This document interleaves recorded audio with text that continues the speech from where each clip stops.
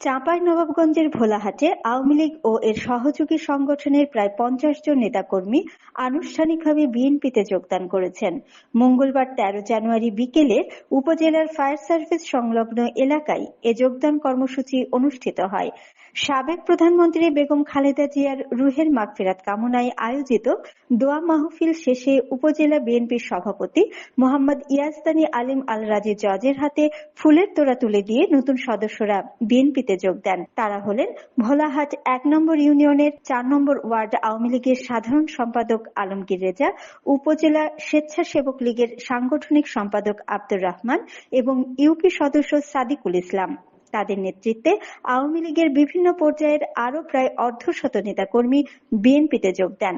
যোগদান অনুষ্ঠানে আলমগীর রেজা ও আব্দুর রহমান বলেন, বিএনপির আদর্শ ও বর্তমান নেতৃত্বের ওপর আস্থা রেখে তারা দেশের মানুষের অধিকার আদায়ের আন্দোলনে যুক্ত হয়েছেন।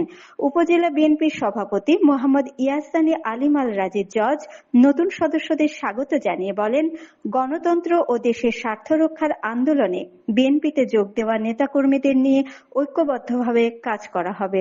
এ সময় উপজেলা বিএনপি ও অঙ্গ সংগঠনের স্থানীয় নেতৃবৃন্দ উপস্থিত ছিলেন। Daily citizen voice news desk.